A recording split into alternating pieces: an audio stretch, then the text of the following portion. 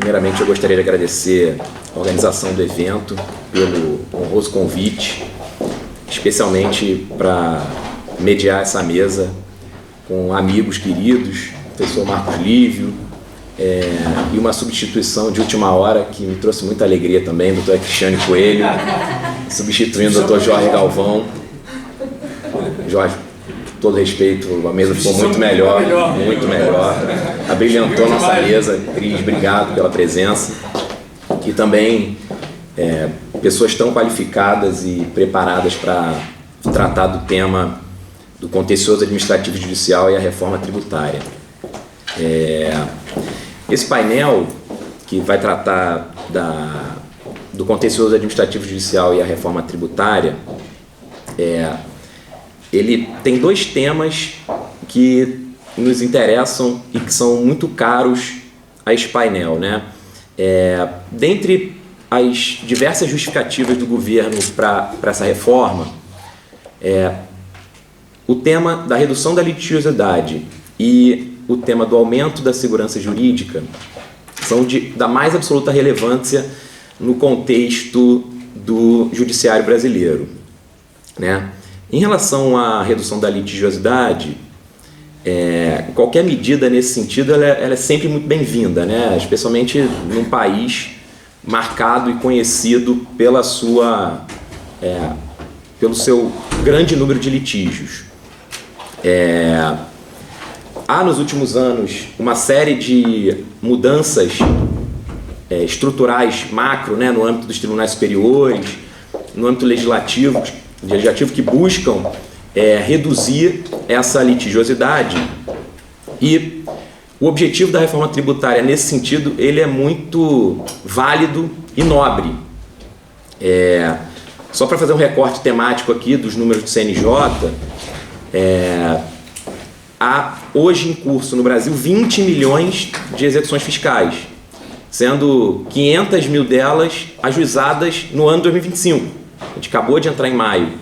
Então, é uma medida mais do que bem-vinda, fundamental para o funcionamento judiciário no Brasil.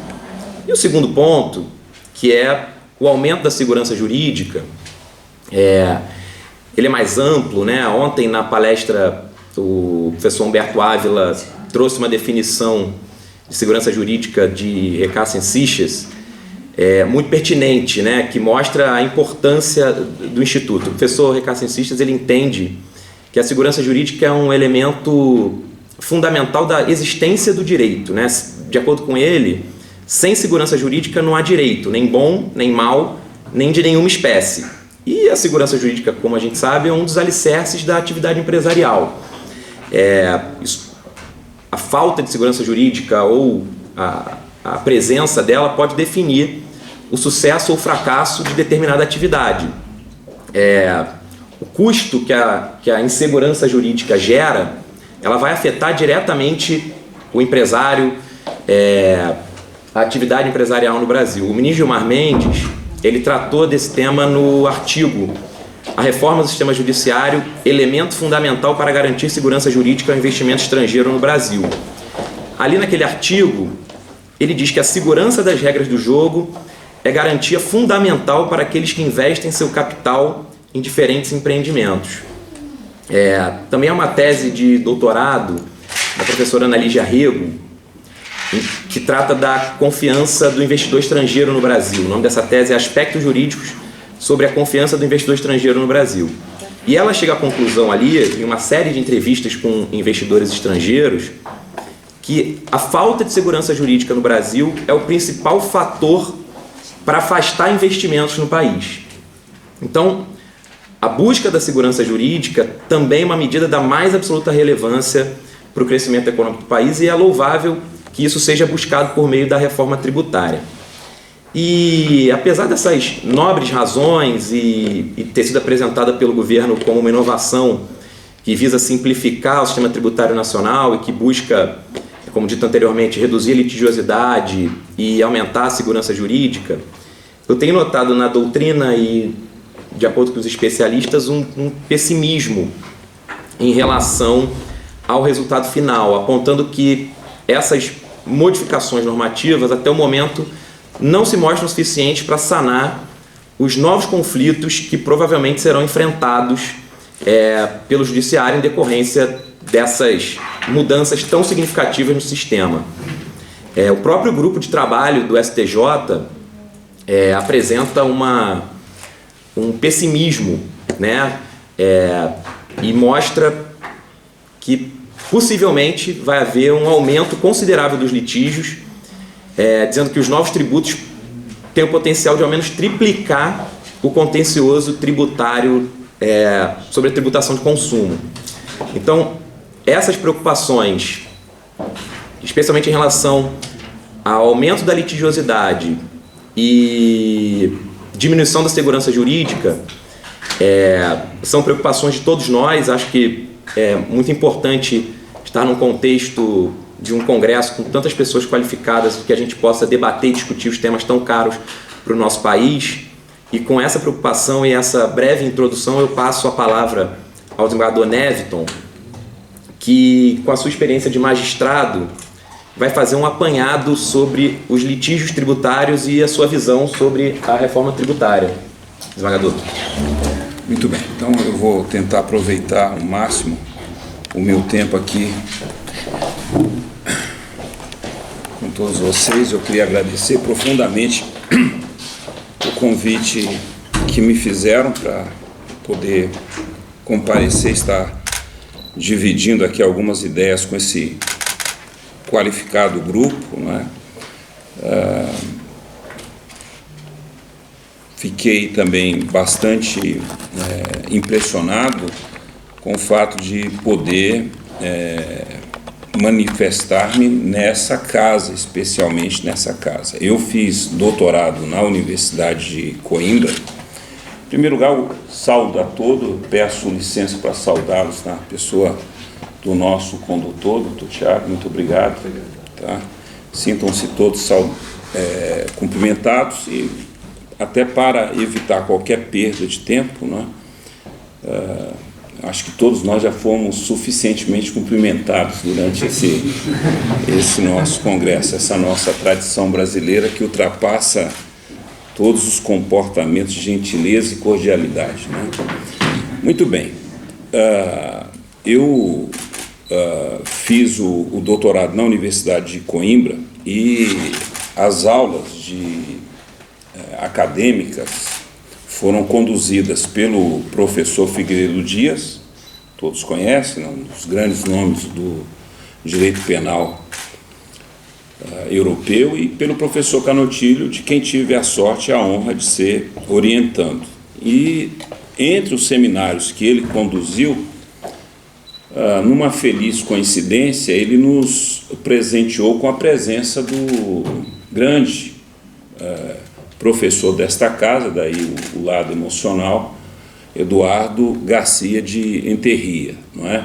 E também por coincidência, ambos, né, o professor Canotilho com a sua construção dirigente, o professor Garcia de Enterria, muitos aqui são, talvez todos estão novos que não saibam, não é? A contribuição que ele deu da retomada da democracia com uma obra fundamental, a Constituição como norma e o Tribunal Constitucional, em que ele, a partir de momentos simultâneos, mais um sem ter exatamente o conhecimento do outro, o professor Canotilho com a Constituição dirigente querendo afirmar o caráter normativo da Constituição, subtrair-lhe o caráter político, programático, a mesma vocação foi essa grande obra do professor Garcia de Enterria, professor catedrático desta casa, falecido em 2013. Mas o outro livro também, né, cada livro um clássico, daquele grande administrativista, é um pequeno livro, um opúsculo, encontram aí na internet, chamado A Luta contra as Imunidades do Poder. Havia naquele momento uma concepção arraigada entre nós e divulgada em vários países a partir da experiência francesa de que os atos administrativos, sobretudo os atos discricionários, não podiam ser alcançados pelo controle jurisdicional, como todos saberão.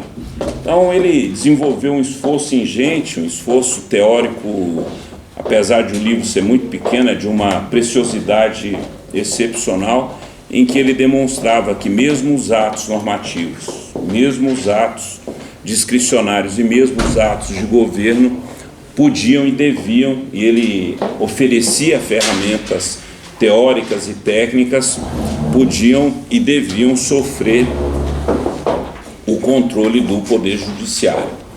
E, naturalmente, ele estando neste país, que tem um sistema de controle dos atos administrativos unitário, né? Tudo pode deságua no Poder Judiciário.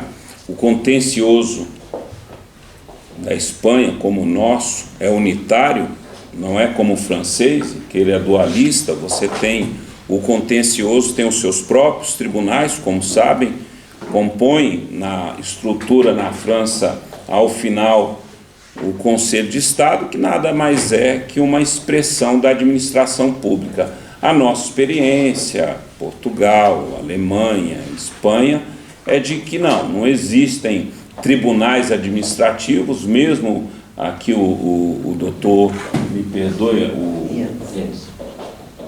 para não errar, Jens, né, devem dar alguma liberdade a alguém que se chama Neviton, né? Então, nós podemos ter alguma... Exatamente, não pode se sentir ofendido com a dificuldade. Muito bem. Descobrir o motivo do nome. Muito bem, o meu caso é mais sério, porque meu irmão se chama Sérgio, o outro Renato. Eu fui perguntar à minha mãe por que ela teria deixado meu pai me dar esse nome. Ela fica muito tranquila e feliz, porque quando você nasceu, seu pai estava muito entusiasmado com Mao Tse Tung. Eu quase fui Mao Tse Tung de Oliveira Batista Guedes. Muito bem. Então, esses tribunais, entre aspas, esses órgãos de administração, eles não têm, como tem na França, a última palavra, né? Mesmo tomando a decisão, eles terão as suas decisões submetidas, a partir do que comanda a Constituição, ao controle do Poder Judiciário. E tudo isso eu digo para, inserindo na nossa discussão, não obstante a força, doutor Jorge, que o controle judicial dos atos administrativos tem no nosso país, essa reforma tributária, para minha absoluta surpresa, ela praticamente nada diz sobre o que será o controle do Poder Judiciário sobre essa matéria. Se as coisas não andam muito bem sobre o contencioso administrativo propriamente dito, né, com relação ao Poder Judiciário, apesar da mudança profunda, alguns chegam a dizer que nesse campo não será nenhuma reforma, seria uma revolução. Praticamente eu estudei, eu não componho hoje no nosso tribunal a turma nem a sessão tributária, então eu tive que voltar aos livros, né, para alguns estudos aí, é muita matéria, como sabem, a reforma é muito grande, a emenda constitucional já é por si, a nova lei complementar também, o projeto de lei 108, é muita coisa para você ler, mas praticamente nada se diz, e não obstante as repercussões muito profundas e extensas que já se prevêem serão dirigidas ao Poder Judiciário. Então, assim, se no campo do direito material há uma esperança de que essa transformação tributária, não é, essa operação que se fez de transformar esses 5 tributos, os 2 estaduais e municipal, respectivamente, o ICMS, o ISS, e os federais, o IPI, o PIS e a COFINS, tem uma repercussão positiva, tornando a tributação mais simples, mais fácil, mais ágil e mais efetiva. Por tudo que eu li até agora, a impressão que eu tenho é que o controle, o contencioso judicial, que será implementado e incrementado com essa reforma, ele não será fácil, ele não será simples, ele não será ágil e ele, temo, não será efetivo. E as razões são simples de se observar. Quem pensou nisso não pensou no Poder Judiciário e no controle inevitável que esse poder, por imposição constitucional, artigo 5º, inciso 35, nenhuma lesão ou ameaça pode, no nosso país, a direito ser subtraída, como sabem, do controle do Poder Judiciário. Então, nada disso, na minha opinião, foi pensado. A impressão que eu tenho, depois de ler tudo aqui, doutor Tiago, é que, não obstante o gênio de quem tenha colaborado com a criação da emenda, doutor Amélio, na verdade, houve uma força política muito grande dos agentes políticos ali, sobretudo dos estados e dos municípios, mas, sobretudo, que me desculpem os procuradores, os agentes que fazem o papel da defesa, sobretudo de estados e municípios, claramente há uma preocupação de que as suas funções não fossem diluídas, menosprezadas e eventualmente subtraídas. Quando, na verdade, em relação a esse tributo, nós sabemos uma das grandes vantagens da criação do IVA no mundo afora é precisamente, não é, dispensar e eliminar a atuação de agentes públicos. E o que nós vimos no Brasil houve uma mudança em que se criou o IVA, o chamado IVA dual, não é? Dizem com inspiração no Canadá, mas quem eu fui estudar não tem muito pouco a ver, senão não há nada a ver com o Canadá. O Canadá tem o IVA federal, e se ele é federal, ele é arrecadado, cobrado e processado junto a órgãos federais e ao Judiciário Federal. Se ele é estadual, ele é totalmente arrecadado e processado junto a órgãos estaduais, e se o Estado, a província, assim entender, dispensar de participar, ela pode permitir que tudo seja processado pela União, mas são completamente distintos. A arrecadação é feita por um desses entes, o outro completamente pelo outro, para não falar no melhor sistema, a meu juízo, que seria, por exemplo, o alemão, que é um tributo federal arrecadado pela federação e ela depois distribui. Eu não sei exatamente em que os municípios ou estados sairiam prejudicados, pelo contrário, eles teriam apenas o favor de receber o produto da arrecadação sem nenhum problema e gasto com o judiciário, com toda a estrutura que daí deriva. A única explicação que eu encontrei, doutor Jorge Galvão, doutora Cristiane, é que os agentes do Estado de fiscalização, de administração desses tributos nos estados e municípios não queriam perder as suas funções e poder. Então, aqui não quero criar nenhum tipo de conflito com ninguém, mas é preciso observar que, chamando à guarda um outro autor muito importante, Karl English, um famoso livrinho também sobre introdução, ele fazia uma distinção que já corria.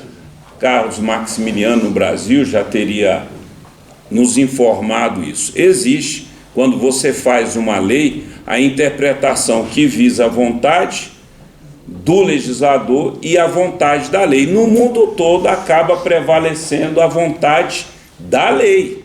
Então, muito do que se quis ali, não será o que será interpretado, com toda certeza. Mas se isso é bom ou ruim, eu não quero discutir com ninguém. Era perfeitamente possível, aí criou-se uma armadilha dizendo que se criasse esse tributo em termos federais, subtraindo dos municípios e do Estado, haveria uma violação à cláusula pétrea da federação inscrita no artigo 60. Então, não passa, me desculpem, nem perto disso, não é?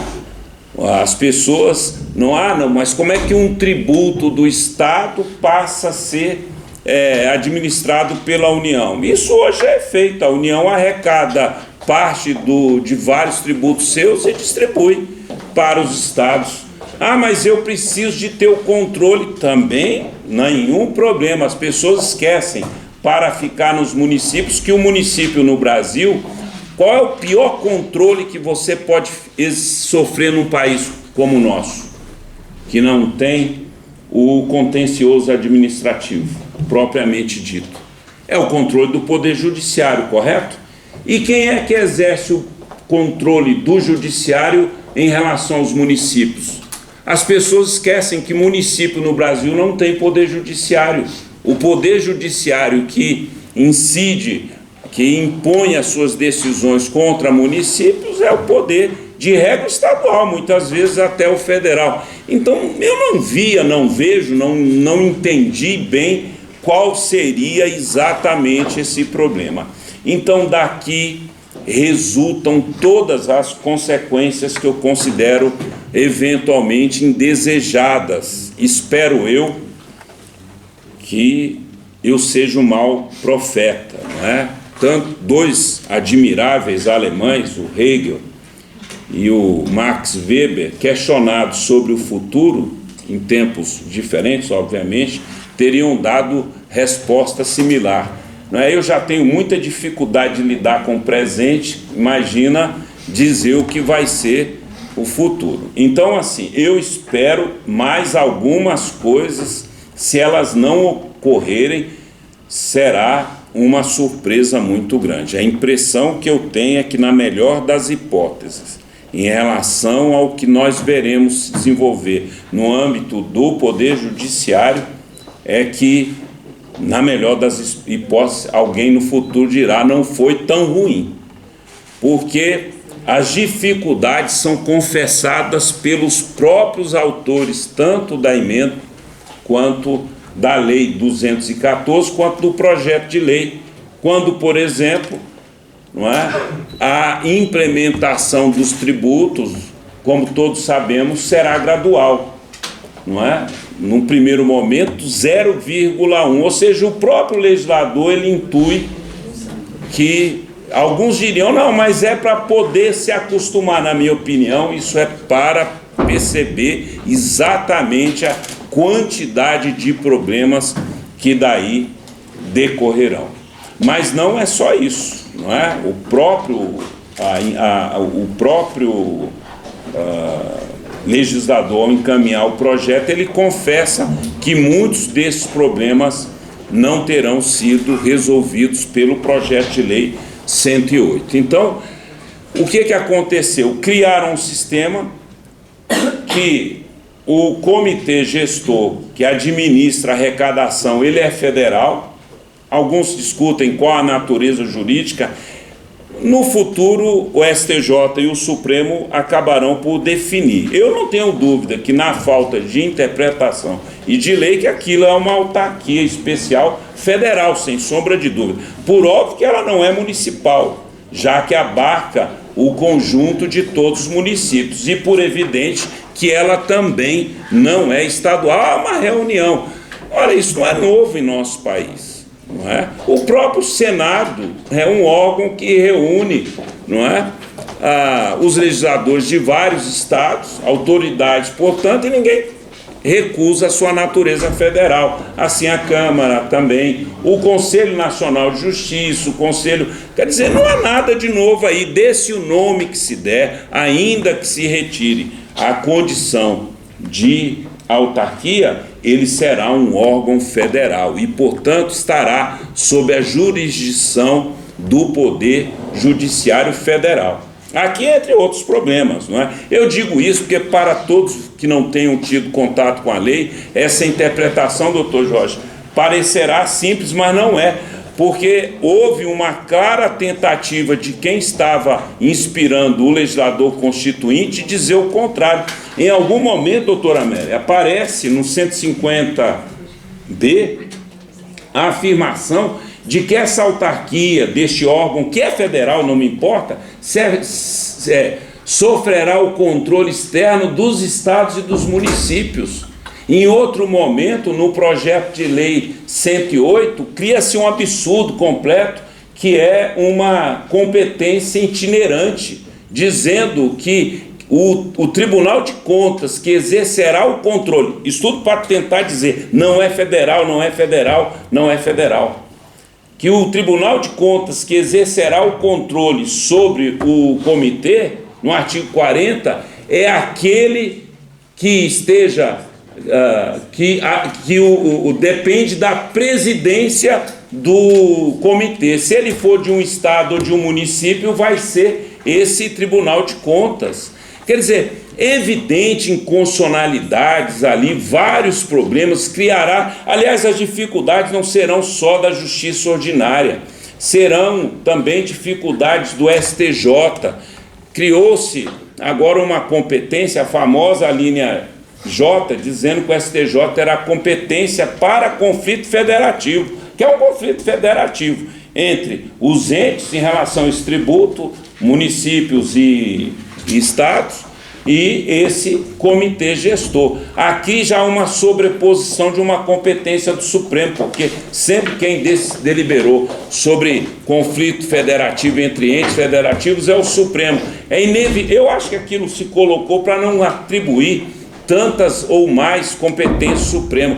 Conflitos daí, evidentemente, serão muitos. Os municípios estão subrepresentados, apesar da paridade 27-27. Então, evidentemente que muitos municípios, doutor Jorge, não concordarão com essas decisões desse comitê, levando esse problema para o STJ.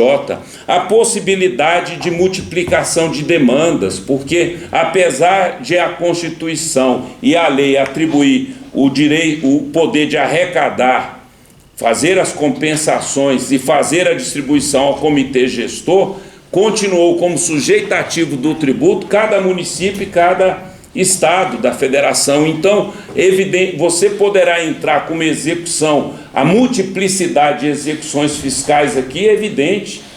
Você multiplica por pelo menos 3, mas não é só esse problema. Antes, o contribuinte, ele sabia perfeitamente, porque o local da demanda no Poder Judiciário era a sua residência. Agora não, como o tributo é cobrado no destino, então isso todos os intérpretes têm criticado, né, ou pelo menos vislumbrado de maneira crítica. Então imagine uma empresa telefônica, uma empresa de um streamer que distribui em todos os municípios. Se ela tiver problema com o tributo, vai propor ação em cada um dos municípios, porque não é o comitê gestor, quem é o titular ainda do tributo, é cada município e cada... Então nem foi o sistema alemão, nem foi o sistema canadense, é uma coisa completamente diferente, não é uma coisa nem outra. Por sua vez, como o comitê gestor é um órgão federal, as demandas contra ele serão propostas na Justiça Federal, não tenho dúvida disso. E, não, mas não é o STJ, não, o STJ é só o conflito federativo entre eles e os outros membros. Se tiver alguém, e é uma possibilidade bastante visível, uma eventual conexão, não direi, um litisconsórcio necessário, porque os órgãos continuam independentes, cada um com o seu tributo, mas um litisconsórcio facultativo, já que a base de cálculo, a causa de pedir é a mesma, poderá ser proposta, mais uma vez, à Justiça Federal. Para solucionar esse problema, então, alguém poderá dizer aí, entre aqueles que querem e admiram a reforma, que não é nada disso, mas eu disse, e tudo que eu estou dizendo aqui não é uma análise de valor, é uma constatação de fato, porque são os próprios autores que admitem isso. Estão propondo coisa como criar a tal da ação direta de legalidade, ação direta de ilegalidade, atribuindo-a ao STJ. Para quê? Para enfrentar o problema que eles próprios anteveem. Já se há também proposto reforma regimental do próprio STJ para criar uma seção específica. Há várias propostas, eu não sei se os ministros do STJ ouviram isso, porque eu não tinha conhecimento de nada disso. Não é minha matéria tributária, eu fui ver agora. vários deles estão dizendo que tem que crescer, aumentar o número de ministros do STJ. Outros, e de maneira séria, ninguém está brincando com isso, propondo uma criação de uma justiça tributária. Eu encerro por aqui perguntando em que lugar do mundo você cria algo para simplificar, para tornar mais ágil, para tornar, que é tudo que se busca e que se elogia onde o IVA exista, e você cria já sabendo tudo que eu estou dizendo aqui serão consequências necessárias. Eu fui até o ano passado corregedor do meu tribunal. Nós desenvolvemos uma luta sem descanso para tentar diminuir as execuções fiscais que nos tomam o dia, a noite e o sono. Essa reforma, com toda certeza, ela aumentará. O quanto é que discutível? Alguém diz, é exagerado dizer que triplicará. Perfeito. Mas ninguém nega que haverá aumento.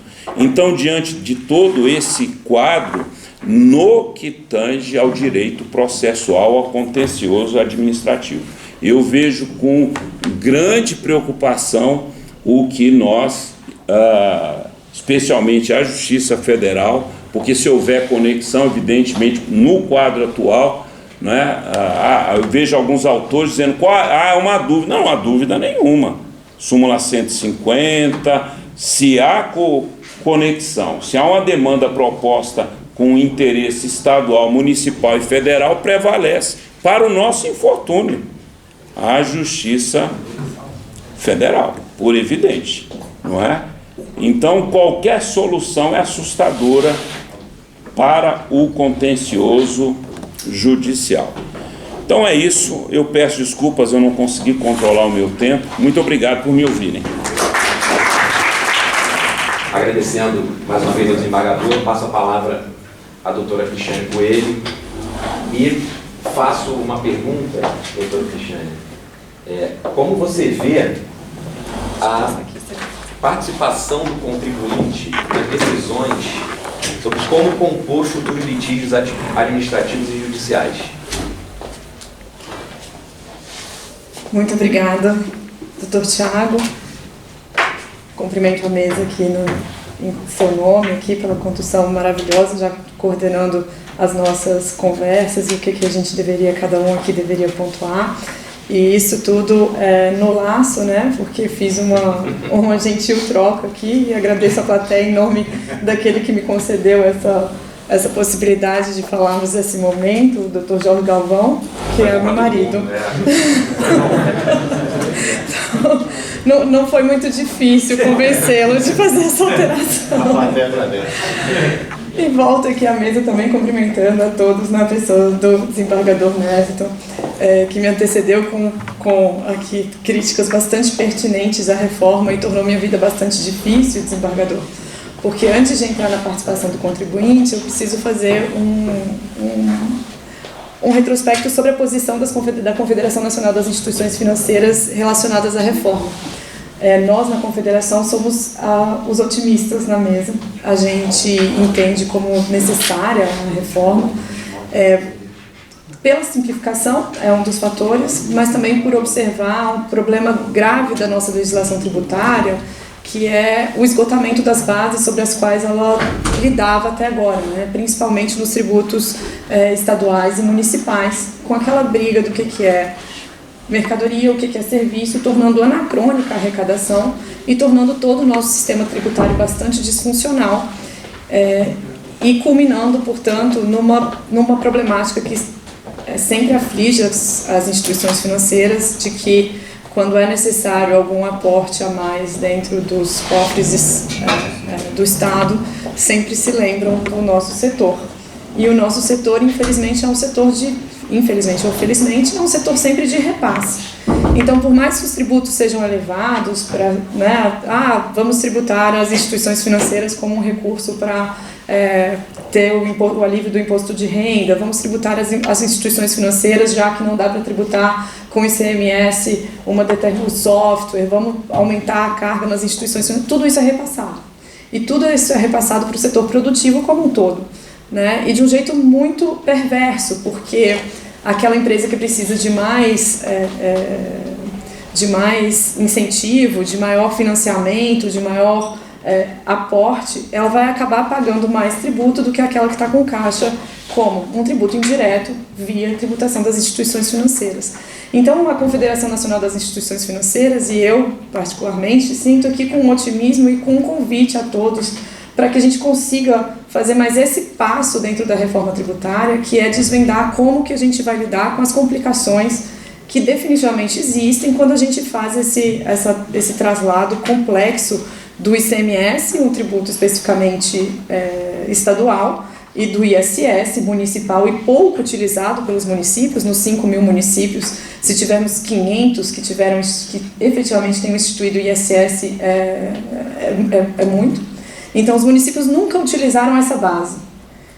E, por outro lado, a gente vê um crescimento dos serviços. Então, a gente está vendo mesmo uma erosão do que era o ICMS indo para o ISS.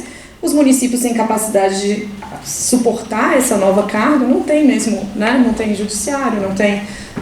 poucos têm procuradorias formadas, poucos têm secretarias de fazenda bem estruturadas que possam fazer o serviço de fiscalização de um tributo tão complexo. E a gente vê com bons olhos essa reordenação e que a gente reconhece muito difícil, e a gente sabe que ao longo da tramitação agora emenda constitucional 132 no Congresso, a gente teve pressão por todos os lados e não conseguimos fazer o IVA único, né? Tivemos que ir para o IVA dual, e agora não adianta chorar sobre esse pedaço, a gente vai ter que, diante desta realidade, vamos tentar ver como que a gente vai para o mundo para o desafio de garantir jurisdição, né? Eu acho que esse é o grande desafio, como garantir jurisdição, e nesse caso, tanto administrativa quanto a jurisdição mesmo do judiciário, né? Então, até tem muita gente que acha errado chamar de jurisdição administrativa, mas aqui está o Dr. Iendes, eu não vou entrar nessa delicadeza aqui de falar que o CARF não tem jurisdição. Então, a gente precisa organizar esse outro ponto da reforma tributária. E eu entendo que o 108, PLP 108, que aí está, e que é bastante complexo, que é o que vem instalar o comitê gestor, e que, como observou aqui o desembargador, ele tenta se afastar da denominação de ser um órgão federal. Ele já diz, eu não tenho vinculação com nenhuma entidade federativa, né? É um dos dispositivos, fica instituído o comitê gestor. O comitê gestor não está debaixo de nenhuma entidade federativa. Algo sui generis, né? E bastante estranho. E o que é mais curioso do comitê gestor é que ele é um órgão, portanto, quando ele vem, ele começa a instaurar diversas dificuldades de tratamento. Algumas para o bom lado, desembargador. Olha um dos bons lados. Ninguém quer que o comitê gestor fique cheio de dinheiro. Essa é uma das preocupações grandes do setor produtivo. Não deixemos empossar dinheiro dentro do comitê gestor. Esse é um dos recursos que a gente verifica como a salvaguarda contra os créditos acumulados, que agora a gente tem chamado de saldo credor. Seria um pouco como uma fiscalização de todos, contribuintes, estados e municípios, para que esse super órgão não tenha um poder tão grande, porque vejam, o tamanho do que ele vai recolher é quase maior do que a União vai recolher. Então, o empossamento de créditos ali dentro criaria uma estrutura fática muito poderosa. E o ideal é que ele fosse um gestor de contas. Entra dinheiro, sai dinheiro, entra dinheiro, sai dinheiro. Sai dinheiro para onde? Devolução para os contribuintes, que são seus créditos acumulados das etapas anteriores aqui do IVA, e sai para os próprios estados e municípios, se bem distribuídos. Se mal distribuídos, acabaremos no STJ ali com os conflitos federativos. Ao longo da emenda constitucional 132, o conflito entre os entes federativos e o comitê gestor foi algo que conseguiu-se dirimir e deu-se essa competência ao STJ. Entendo que dentro das discussões que ocorreram ali ao longo da tramitação da emenda constitucional 102, tanto o judiciário, representantes do poder judiciário, como governadores, como prefeitos. E lembrem-se, os prefeitos foram muito vocais ao longo da reforma, né? Apesar de terem pouca estrutura administrativa, são muito fortes politicamente. A gente vê, e aí mais um caso curioso, o primeiro grande litígio não foi federativo, mas foi institucional, promovido pelos municípios, o primeiro grande litígio da reforma tributária. A Frente Nacional dos Prefeitos versus a Confederação Nacional dos Municípios, para entender quem vai fazer a eleição dos representantes do comitê gestor das capitais, né? Então, e onde foi ajuizado? O que é muito curioso, no TJDF, né? Então, o TJDF também aparecendo como uma alternativa até um pouco curiosa para a solução de algumas contendas. Não era um problema federativo, porque não se estava a falar ali de um município contra um estado, né? Mas é um problema federativo. Quem vai indicar os municípios que participarão do comitê gestor? E tudo isso sendo definido no Tribunal de Justiça do Distrito Federal, que curiosamente é um órgão federal, né? Então, tudo isso ainda para se resolver. Os servidores do TJ, eles entram com ação no nosso tribunal. Pois, exato. É muito curioso, Ele né? é o Tribunal de Justiça do DF e dos territórios. Então é um órgão federal. É um órgão federal, exatamente. E foi tido como uma jurisdição neutra para fins da Frente Nacional dos Municípios e da Confederação Nacional dos Municípios, da Frente Nacional dos Prefeitos e da Confederação Nacional dos Municípios, exatamente porque o DF não tem município. Então, era uma instituição que conseguiria compor bem, foi vista como uma instituição que conseguiria compor bem esse litígio. Um litígio do qual não fazem parte os contribuintes. E a pergunta do Thiago vem aqui, casada com esse problema. E os contribuintes em todo esse problema aventado pelo desembargador Neverton. Os contribuintes estão hoje no PLP 108 buscando a sua participação para solucionar as questões administrativas. Entendem que já foram bem acomodados dentro do PLP 108 na Câmara, ao serem incluídos nas câmaras de uniformização, nas câmaras de julgamento e no Conselho Superior, porque agora apareceram, inicialmente não estavam, mas a gente ainda tem mais um passinho a conseguir, que eu acho fundamental exatamente nesse cenário de distinção entre o que é federal, o que é estadual e a necessidade de coordenação e simplificação.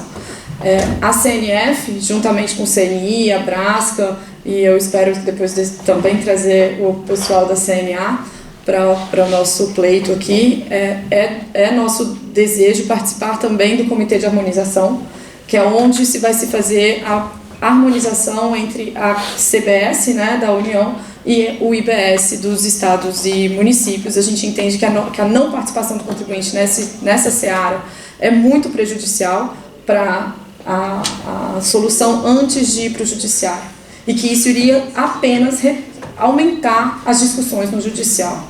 Então, esse é um pleito nosso. A ideia não é entrar no Comitê de Harmonização para fazer norma. Tudo que nos falam assim, não, vocês não podem entrar aqui não, porque aqui é onde a gente faz norma. Eu falo, mas eu não quero entrar para fazer norma. Me chama só quando forem decidir a harmonização da jurisprudência do comitê, né, do conselho ali do IBS, né, da parte de julgamento do IBS e da parte de julgamento e do CARF. Todas essas oposições entre esses dois órgãos, por que a gente vai ter que decidir no judiciário e a gente não tem o segmento dessa discussão aqui com participação do contribuinte a respeito dos conflitos que derem nesses dois órgãos. Então, este é um pleito nosso. E na parte jurisdicional, temos muitos... nós seremos bastante... onde vamos demandar? Como disse o desembargador Neverton ao final, né? A solução da gente demandar em cada um dos municípios vai ser a pior delas. E a gente tem pavor dessa solução. A gente vê com muitos bons olhos, eu já sei aqui pela condução do Thiago, que o professor Marcos Livre abordará o tema com bastante profundidade ali, sobre os grupos de trabalho que estão se construindo dentro do judiciário. A gente gostaria de ser bastante ouvido dentro desses grupos, esse é o nosso pleito. A gente tem visto e aí aqui dos problemas, né? Nós temos uma deficiência de participação, a gente vê essa deficiência de participação dos contribuintes na solução a ser dada judicialmente. E a gente entende muito necessário, né? A gente espera que essa solução também vá para o Congresso, para que a gente possa influenciar essas decisões. Estamos muito bem representados ali no grupo pelo professor Heleno Torres, pelo parlamentar Rodrigo Pacheco, mas a gente entende que, por enquanto, quem estão representados, bastante bem representados ali, o Fisco Nacional, né? E quem deveria estar mesmo a magistratura, né? A gente entende que a magistratura vai ser bastante afetada durante esse processo. Aconteceu aqui no Canadá, né? O Canadá tendo que mudar as suas cortes para ter uma corte tributária especificamente só para tratar do IVA dual, e os contribuintes aguardam com muita ansiedade a hora de começar a debater e colocar as suas posições também no Congresso, mas gostariam também de ser ouvidos e de ouvir os grupos de trabalho que avançam nessa situação dentro da magistratura. E a CNF fica à disposição quando houver qualquer discussão dessa para o amplo debate. Então, terminei no horário certo,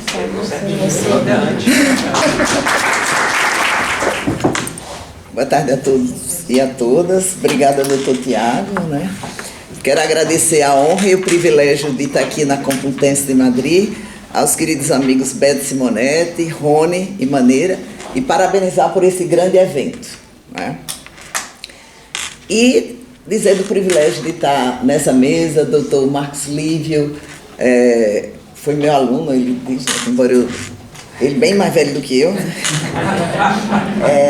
Doutor Yandes, doutora Cristina, mas eu vou cumprimentar na pessoa do desembargador, que quando tem desembargador, então cumprimenta advogado, né? Fica direto lá na fonte, né? E dizer que eu iria concordar com o senhor de qualquer jeito, porque advogado não discorda, mas eu vou concordar conscientemente, porque é esse o meu pensamento, né?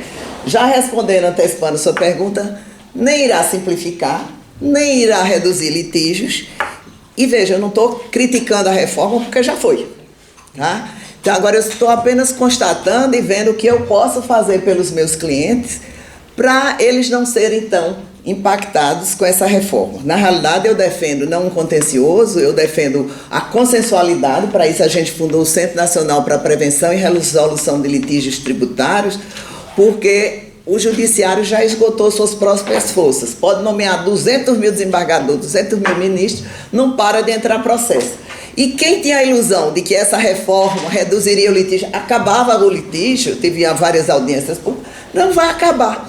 E eu dizia na audiência pública, quem começará a quantidade de litígios serão os estados e municípios. E foram os municípios que começaram. E eles vão ser atingidos frontalmente na arrecadação deles, porque quem vai arrecadar é o comitê gestor, que para mim é o quarto poder da República hoje. Ele nem é federal nem estadual, ele que vai mandar em tudo, porque ele quem vai ditar as regras.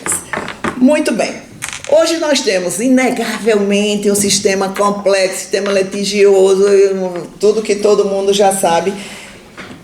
Mas de onde começa esse litígio? Não são dos advogados. Se engana quem acha que advogado gosta de processo. Advogado gosta de honorário, é diferente, né? Então, nós fazemos processos porque é o único meio de resolver os litígios. Por isso que eu volto a dizer, defendo a consensualidade, a transação, mediação e arbitragem, né? Claro que toda mudança de paradigmas implica necessariamente em incertezas, expectativa. E nossa reforma nasce sob a égide da credibilidade. Como a gente tem muita experiência, fui 27 anos da Receita Federal, estou 17 anos como advogada, posso dizer com tranquilidade, não acabarão as interpretações divergentes. E aí onde mora o perigo, e nascerão os grandes litígios, né? Veja, tudo vai nascer da fiscalização. O PLP 108, me chamaram lá, eu não podia porque eu estar aqui, mas não vale nem a pena ir lá, porque as pessoas não sabem o que estão votando, não têm experiência prática do mundo da realidade. Uma coisa é o mundo ideal e desejado, outra coisa é a realidade. E aí o que é que acontece? simplificar com uma única lei. Maravilhoso. Quem aplicará a única lei? 5.600 municípios, 27 estados e a Receita Federal na área federal. Ponto. Quem vai fiscalizar? Os fiscais de 5.600 municípios. Ah, porque tem município que não tem estrutura, não tem isso. Mas digamos que 1.000 tenha. Serão fiscais lançando, interpretando e autuando. E aí começa, se todo mundo pode fiscalizar, porque na realidade essa reforma, ela teve a seguinte questão, era combater a fraude e arrecadar mais. E o pagador do imposto não foi chamado para nada, não foi ouvido, embora a CNF seja prestigiada, a CNC foram chamadas, mas muita coisa do que disseram não foi ouvido, porque o viés era único só. E aí outro dia eu estava dando uma palestra, não, porque vai acabar com o litígio, etc., e vai acabar com a fraude. Aí eu entrei no ChatGPT e disse, ChatGPT, do IVA tem fraudes? Muita. Então, e o brasileiro é bem mais criativo, né? Então, fraude, eu espero que acabe, porque é uma concorrência desleal com o meu cliente que paga bom imposto, né? Muito bem. Na realidade, essa norma foi aprovada desse jeito. E saiu o 108 porque não chegaram a acordo, nem tiveram a coragem de se posicionar. Era para mudar o sistema? Vamos mudar, doa quem doer. Mas para conciliar, saiu o comitê gestor e já está a briga lá de quem vai mandar. Quem vai mandar vão ser os municípios que têm mais população e os estados. Ou seja, eu que sou nasci em Pumbi, eu nunca mais dou exemplo de Caicó por conta do ministro Gugel, que me tortura até hoje, que eu fui dar um exemplo lá com o município dele. E sou cidadã amazonense que ganhou o título de lá. Então, quem vai abrir empresa lá, nesses municípios, sem incentivos fiscais? E como é que ficam lá os municípios sem poder de mandar? Não se preocupe, nós todos pagaremos as contas. É só esperar agora que a conta vai chegar. Muito bem, então é uma mudança muito grande, uma mudança estrutural. E para quem está dizendo que acabaram os 5 tributos, o IPI não acabou, minha gente. Tá? E teremos 10 anos de tudo, ou seja, os litígios atuais e os novos que a gente já consegue até antever, mas ainda não sabe exatamente quais são, até porque a gente não sabe nem qual é a alíquota. Só que uma mudança muito profunda aconteceu. Pronto, parar tudo que chegou o ministro. O ministro do Campo, meu conterrâneo amazonense, e ontem ele disse que é pernambucano também, pronto, eu já passei a gostar mais. E aí, o que é que acontece? Nesses casos aqui, teremos sim desembargador litisconsórcio. Ou seja, vai tudo parar lá na mão do senhor. E como a primeira região pega um monte de coisa, quando a gente não sabe onde entrar, entra lá, vai ser lá mesmo. E aí já fica a dica para os advogados. TRF1, na dúvida, TRF1.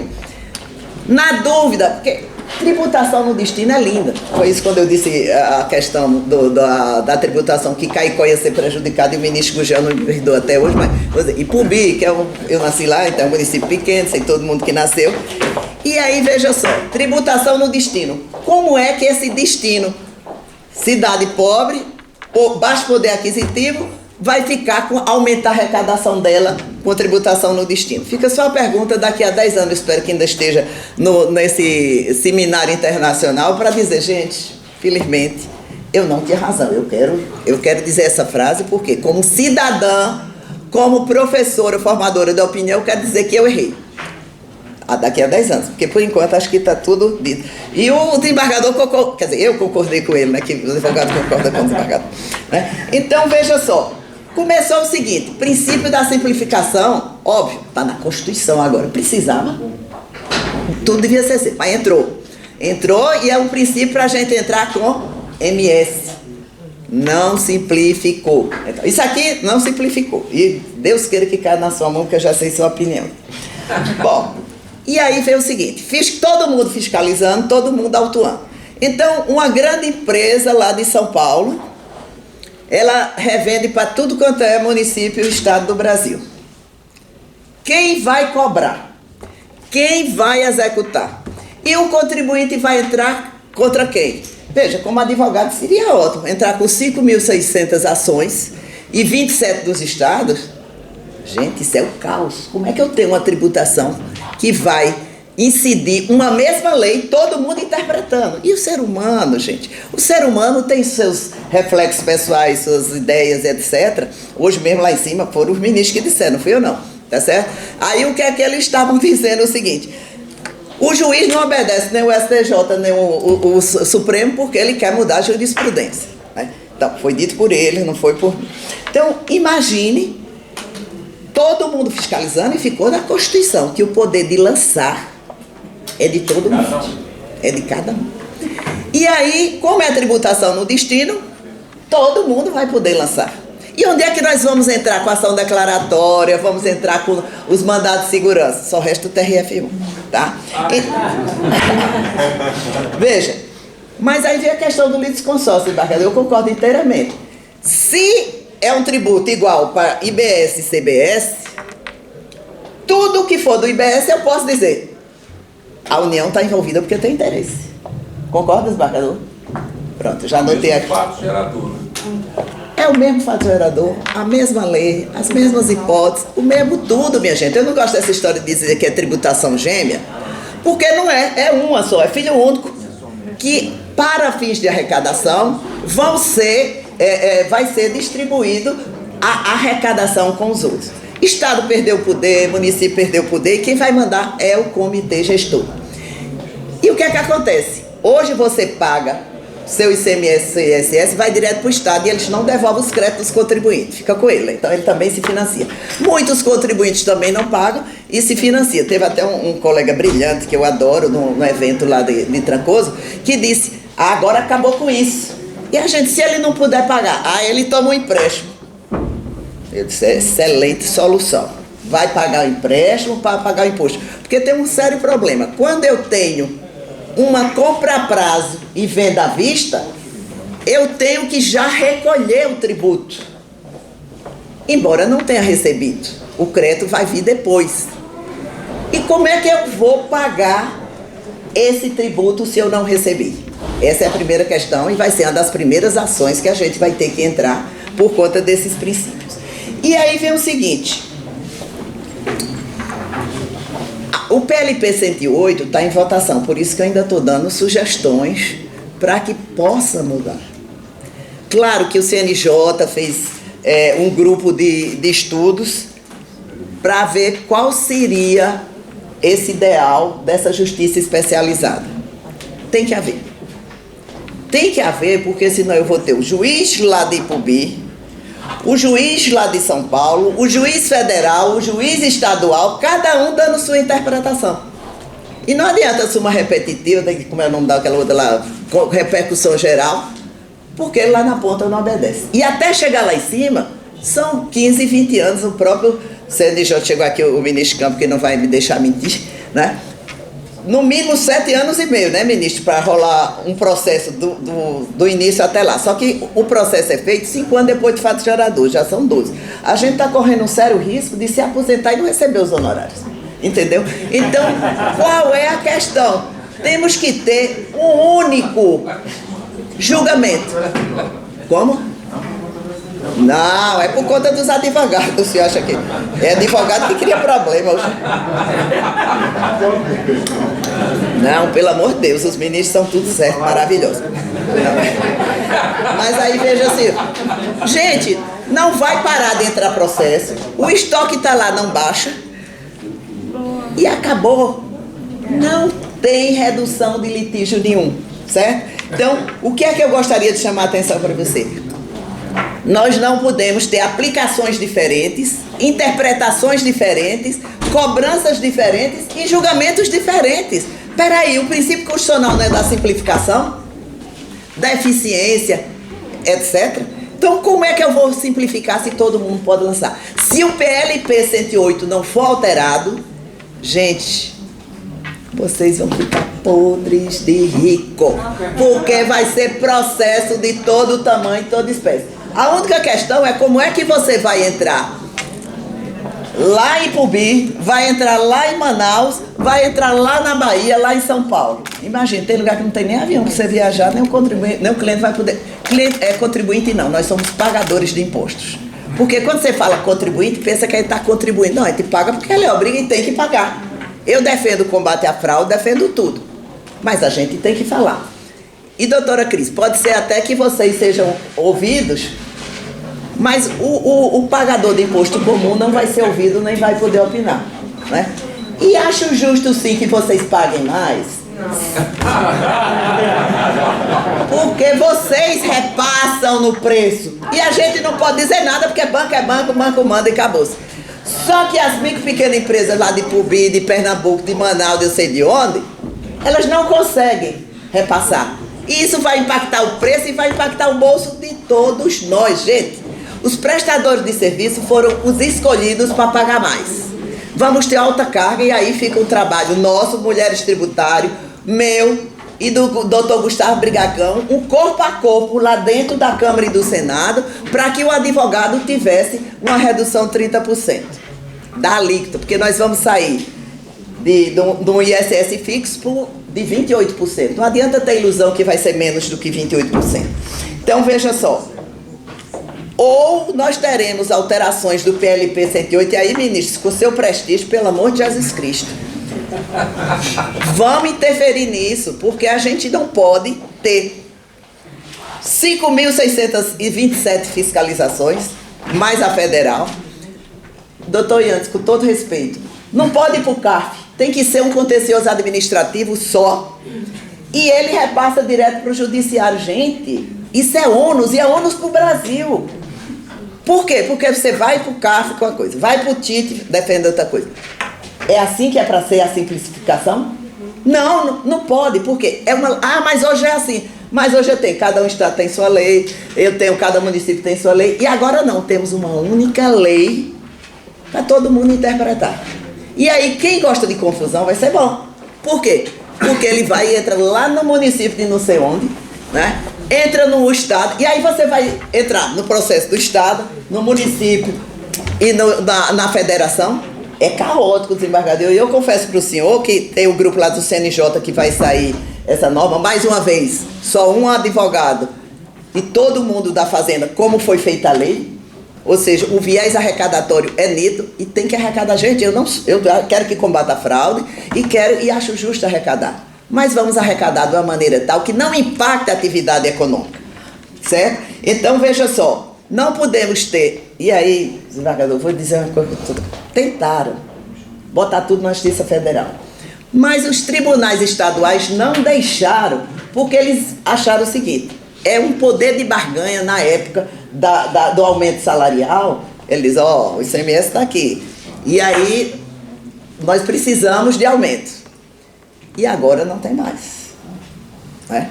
Eles quiseram ficar. Daí porque não saiu aqui uma legislação única, que era o correto, e tem que ser ainda. O PLP 108, e aí gostaria que doutor Beto, doutor Ronda, Maneira, todos nós que estejamos aqui, gente, nós somos uma classe privilegiada formadora de opinião.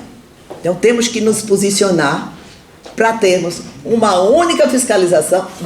Até doutor Eurico, quando eu falei no Senado, concordou comigo. Uma única fiscalização, se houver infração, uma única autuação, uma única defesa, um único processo julgado por uma única autoridade, que a gente sabe qual já vai ser o caminho que ela vai fazer. O comitê de harmonização, quando ele vai responder, só Deus sabe. Por quê? Vão esperar chegar lá as causas, vão esperar haver uniformização. Ora, se o pessoal não obedece, jurisprudência do Supremo nem do STJ, vai obedecer comitê? Norma sem punição, sem sanção, é igual dançar com o irmão, ter feito nenhum. Vai ser, todo mundo, veja só, tá lá, todo mundo tem que obedecer o comitê de harmonização, que não tem ninguém dos contribuintes, dos pagadores de impostos, né? Então, a gente vai engolir aquela norma, quando sair, que só Deus sabe quando, e tem mais. E pode não ser obedecido. E se não obedecer, o que é que acontece? Nada. Eu quero isonomia que o desembargador ultrapassou 5 minutos. Aí, não, gente, é só para terminar, veja. Nós temos total insegurança jurídica, que era uma das coisas que a reforma vinha acabar. Ou seja, sobreposição de competências, todo mundo fazendo a mesma coisa. Veja, aqui é a minha torcida para que não aconteça, porque o PLP 108 ainda está lá. Mas ninguém tem coragem de tomar um posicionamento, porque os estados e os municípios não querem perder. Eu acho justo, acho justiça. Mas a reforma era assim. Ou teremos uma única lei interpretada por um único órgão administrativo de lançamento e de julgamento, administrativo e judicial, ou teremos um caos muito maior do que temos hoje. E aí, ministro Campos, eu sugiro que a gente invista num trabalho sobre a consensualidade, porque realmente é o futuro. Fica o aconselhamento para todos os colegas advogados, porque o judiciário está assoberbado. E vai ficar muito pior, né? Então, a gente tem que investir em outras medidas de solucionar mais rapidamente os casos, porque senão é uma insegurança da atividade econômica. Se demorar 10 anos, a empresa já fechou, se acabou, não adianta mais nem julgar, né? Então, gente, eu quero agradecer, quero parabenizar e dizer que Ariano Suassuna, que todo mundo cita, né? Não sou um pessimista, é burro, o otimista é bobo, mas eu sou realista. E eu não sou otimista. Por quê? Porque são anos vendo como as coisas acontecem. Então, eu espero que, enquanto não houver uma mudança de mindset, que eu também sou especialista em felicidade, né? Não mudar esse mindset. Ora, se as pessoas são as mesmas, como é que vai mudar a forma de agir? Então, tem que haver uma mudança de cultura, e aí o CNJ tem a grande responsabilidade nesse sentido de os próprios juízes e as próprias, não sei como vão fazer isso em relação às autoridades administrativas, ministro, mas tem que haver uma unificação sob pena da reforma que pretendia simplificar da segurança jurídica, ela não atingir esse objetivo. Eu não torço por ela não dar certo. Eu estou aqui disposta a dar toda a minha contribuição para que nós tenhamos a reforma cumprindo os objetivos que ela se destinava de termos um sistema tributário melhor. Muito obrigada. Boa tarde a todas e a todos. Assim, a primeira pergunta é que meu nome é o contrário do meu pai. Então, assim, é Sidney. Então, assim, muito simples, desembargador. Muito simples. Muito simples. Muito simples. Pior que chama Sidney de ré, né? O pior é quando o Sidney de ré. Aí complica. Então não foi eu quem falei aqui, foi minha amiga, minha irmã Lorena Gargaglione. Bom, e a segunda pergunta, ela é interessantíssima, eu acredito que a felicidade da Marielba já respondeu. Então, em nome dela, estou cumprimentando o dispositivo da mesa, por essa mulher forte, engraçada, feliz. Estamos em Madrid. Em nome da plateia, eu cumprimento o ministro Campbell. E eu quero fazer um agradecimento ao Eduardo Maneira, ao sempre presidente Marcos Vinícius e ao presidente Beto Simonetti.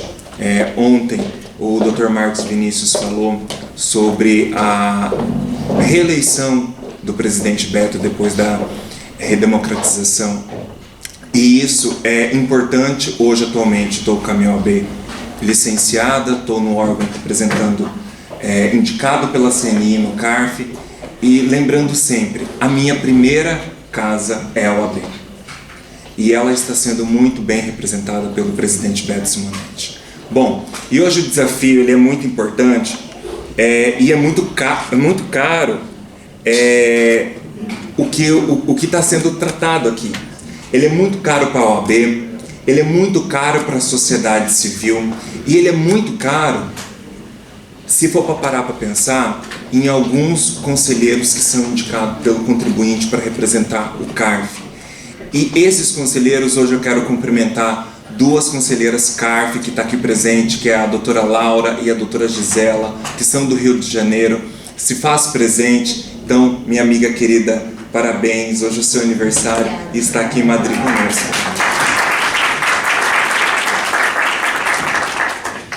Bom,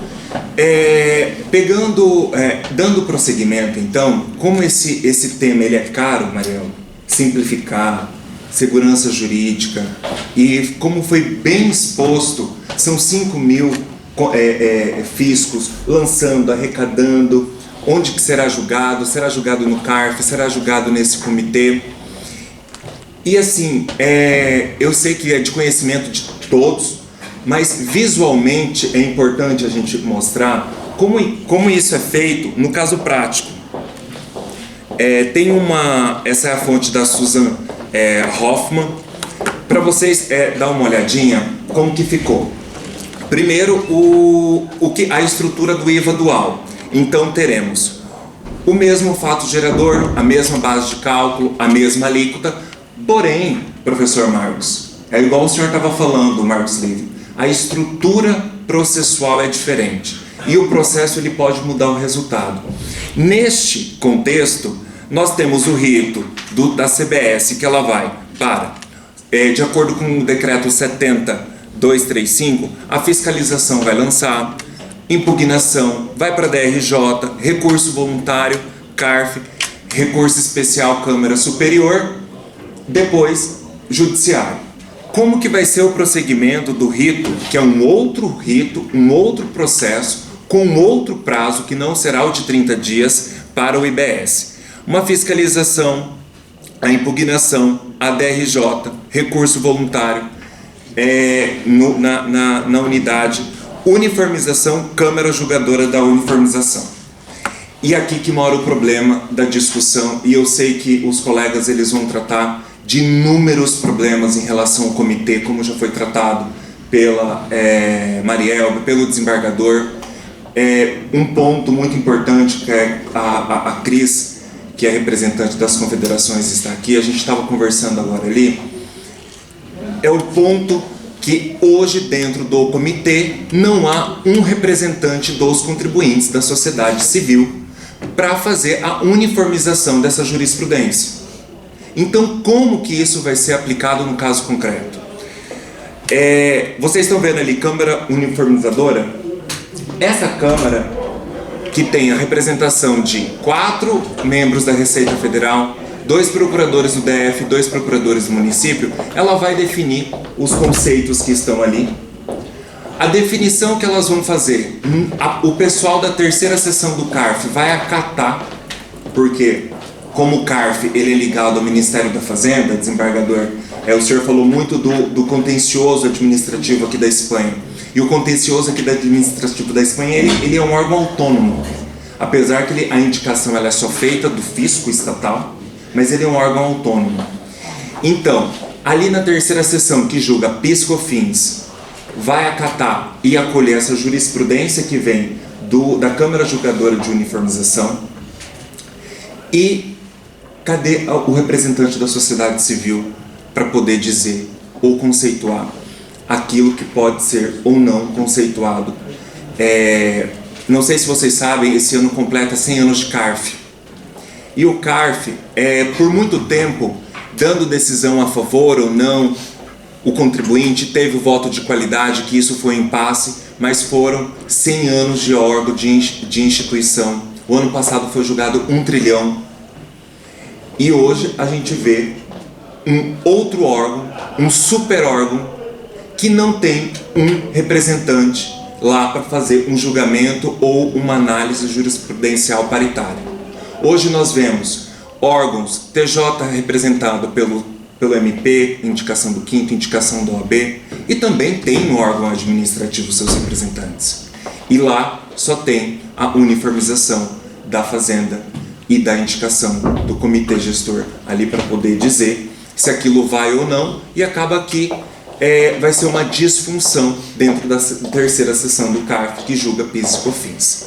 Bom, dando prosseguimento, esse comitê de harmonização, que é caro, que é custoso, acaba que, em decorrência do que está sendo proposto aqui, é um congresso em que a OAB tem que se alertar quanto a isso.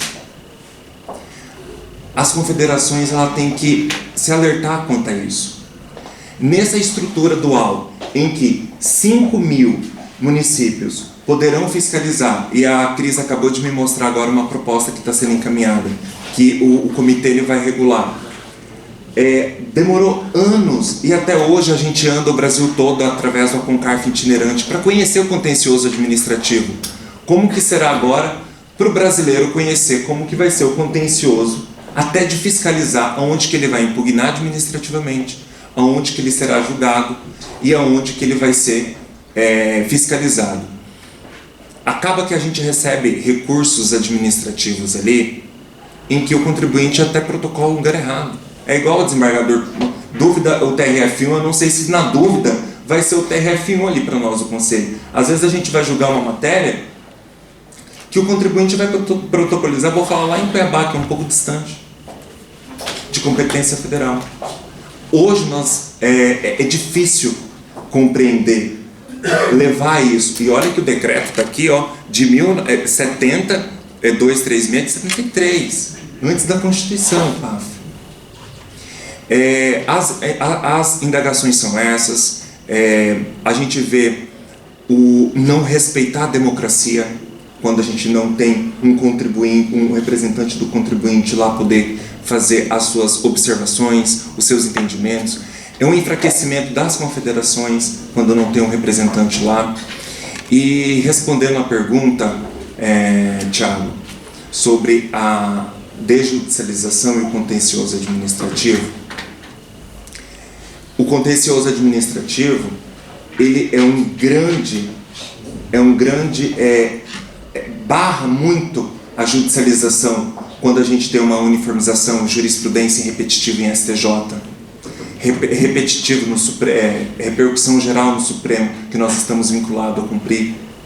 Isso tem desburocratizado e desjudicializado muito. Qual é o caminho contrário que a gente está seguindo?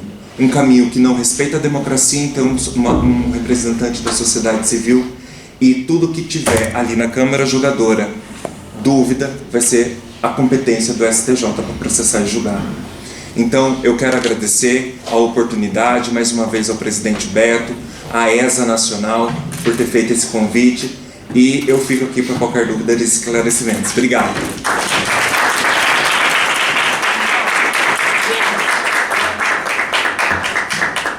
Eu quero agradecer um grande amigo, o Wellington, lá do Rio de Janeiro, ex-SAGE, agora está como jurídico da Petrobras. Amigo, irmão, obrigado por estar aqui. Ele me mandou uma mensagem. O Wellington está aqui? Ele me mandou uma mensagem bem assim: vamos para a palestra? Mas a palestra começa às 3 horas. Estou aqui no hotel. Meu amigo, como assim? Você quer que eu faça perder? Andei tantos quilômetros para vir aqui apresentar. Amigo, adoro muito você, viu? Boa tarde a todos e a todas, especialmente ao ministro Mauro Campbell, integrante da melhor sessão do STJ, que é a sessão que terá mais problemas por conta da reforma tributária. Saúdo todos e todas em nome do ministro Mauro Campbell, advogados, magistrados aqui presentes, meus companheiros de mesa e de painel, e o doutor Eduardo Maneiro, professor, meu amigo, pelo convite para estar aqui, em nome de quem eu agradeço a toda a organização. Bem, eu não poderia deixar de falar que a doutora Merielba é muito mais velha que eu. Ela foi instrutora de curso de formação da Receita Federal em 1996, na matéria de imposto de renda. Então dá para vocês verem, ela já falou 27, você já se entregou. Falou 27 mais 17, já dá 44, mas lá... 15 anos, honra aqui a presença do Dr. Beto Simonetti, em nome de quem agradeço a organização desse seminário. E também não poderia deixar de falar, na verdade, quem está mais feliz com tudo que está sendo falado aqui é você e o Dr. Bichara, né? A Merielba, ela criou aí uma linha da felicidade. A cada ato normativo editado, ela faz uma edição nova do livro, do site. Ou seja, o próximo da lei complementar saiu, agora vai ser o PLP 108. Então, e o doutor Bichara, que já me confessou, infelizmente ele não está aqui, que ele está tendo cãibra facial de tanto rir. Né? Cada problema que é falado, ele fica mais alegre, mais feliz e não consegue parar de rir. Daqui a pouco ele vai chegar aí, eu vou repetir aqui a brincadeira. Mas brincadeiras à parte, eu farei uma pequena exposição sobre uma visão tridimensional do problema. Tive a oportunidade de ser fiscal de ICMS do Estado de Minas, já fiscalizei o ICMS, conheço todos os problemas. Fui fiscal da Receita Federal por um tempo, magistrado, e agora na advocacia vejo o problema de outro lado. Então eu abordo 3 pontos, acho que são essenciais, de forma bem pragmática, porque quem fala por último não pode ser excessivo para não correr o risco de ser abandonado aqui falando sozinho. Então, problemas, propostas e reflexões. Antes, lá em 2020, quando tive a oportunidade de trabalhar com o ministro Fux como secretário especial de projetos do CNJ, fizemos o primeiro diagnóstico do contencioso judicial tributário. E lá, antes da reforma tributária, já vislumbramos pela primeira vez quais eram os impostos mais litigados, ICMS e COFINS. Criaram dois monstros incontroláveis que geram todo esse caos tributário que está aí. Então, assim, se eu pudesse falar da reforma, eu elogiaria. Eu acho que ela é um fator de convergência em termos de solução de problemas. Embora não o ideal, através de um IVA dual, uma criação nossa, né? Mas ela tem o potencial de resolver problemas. O grande ponto esqueceram do contencioso. Ou seja, a preocupação integral da emenda 132 foi em relação aos aspectos materiais, mas perdeu-se a oportunidade ali de fazer uma costura na Constituição Federal em relação à competência. E isso vai explodir agora nesse segundo momento, gerando um risco enorme de conflitos. Então, primeiramente, problemas. O grupo de trabalho presidido pela ministra Regina Helena Costa, o ministro Gurgel, o ministro Paulo Domingues, diagnosticaram já, em termos percentuais, o que a reforma pode acarretar na jurisdição do STJ e da Justiça Federal, da Justiça como um todo. Então, isso implica no aumento de 107% do número de conflitos na Justiça Federal. E na Justiça Estadual, da ordem de 16%. No próprio STJ, algo em torno de 20%. Por quê? Estima-se que, como nós teremos um fato gerador tripartido entre União, Estados e municípios, com o atual sistema constitucional de competência, nós teremos triplo de problemas. Ou seja, o cenário não é nada agradável. Se lá atrás, no diagnóstico, em 2020, já víamos problema, agora o problema bateu a porta e está às vésperas de começar a acontecer. Doutora Marielle todo dia me liga com uma tese nova. Eu falo, Mary, vai devagar, que senão são muitos honorários assim. As ações, primeiro, ações anti-exacionais, embargos à execução fiscal, como é que vai ficar isso tudo?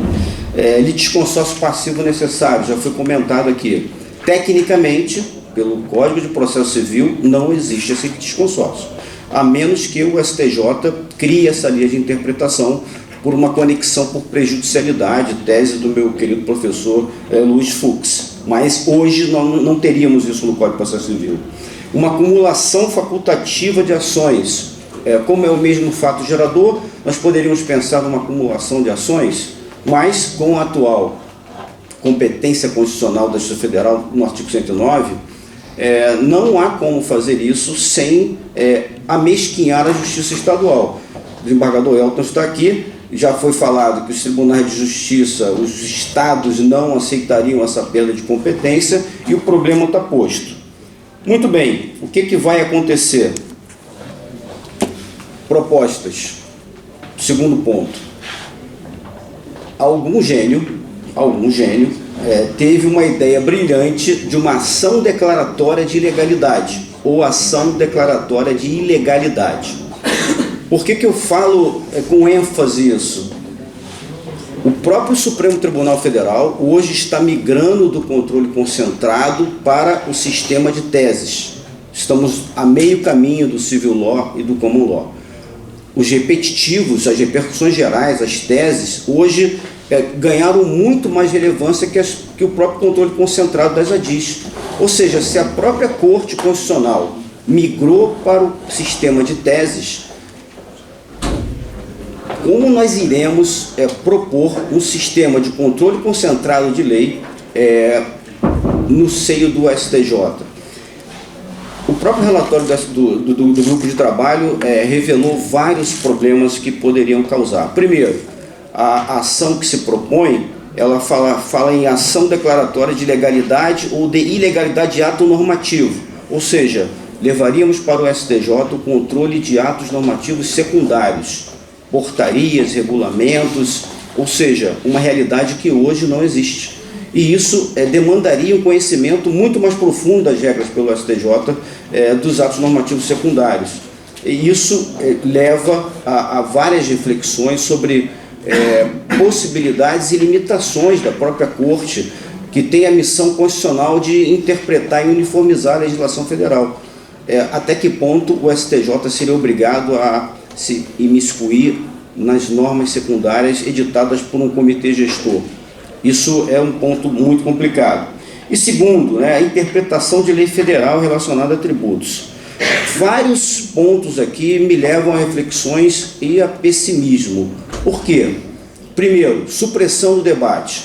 Hoje, por mais longo que o processo seja, o que os contribuintes querem é que o seu processo seja julgado com justiça, que se aplique à justiça tributária, ainda que ele tarde.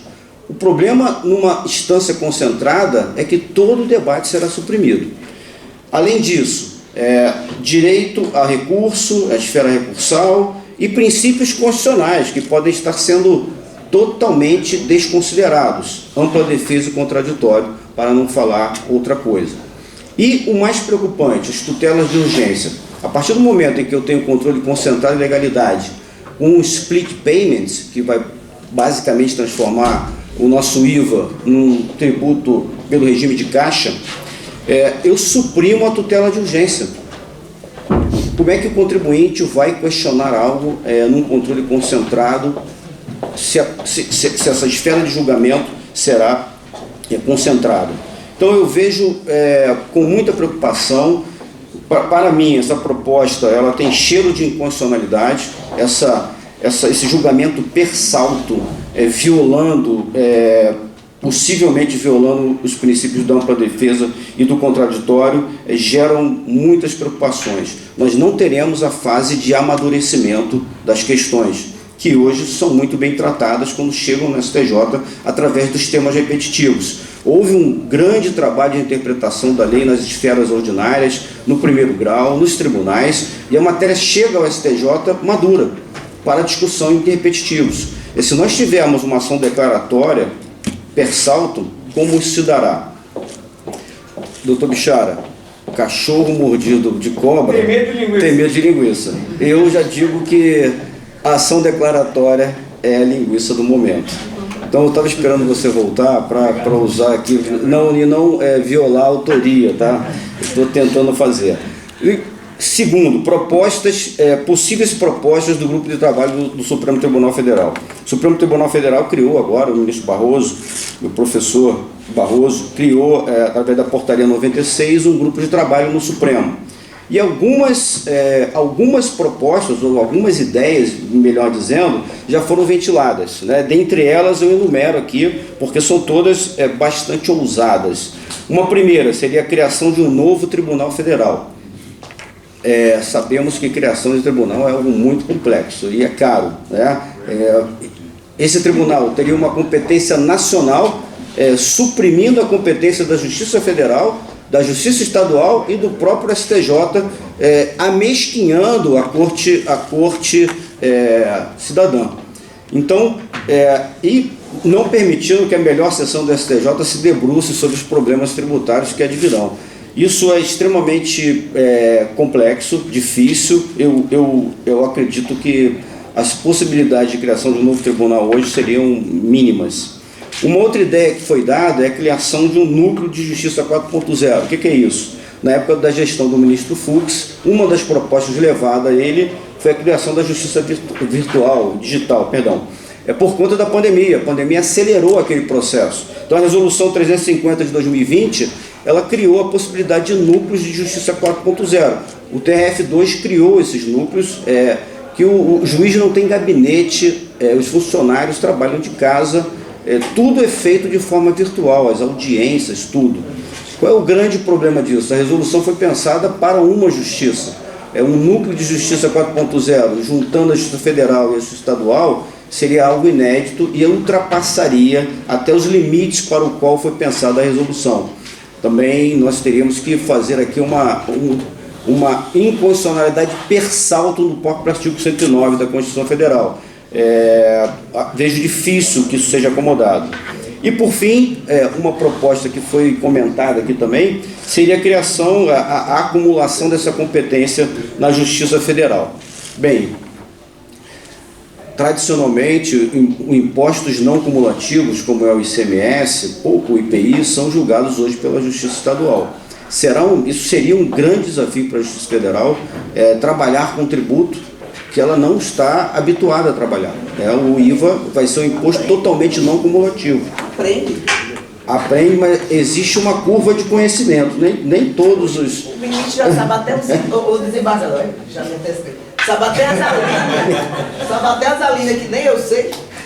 Mas isso toma tempo, né? Então uma preocupação é que em quanto tempo essa jurisdição seria entregue aos contribuintes ou pagadores de tributo.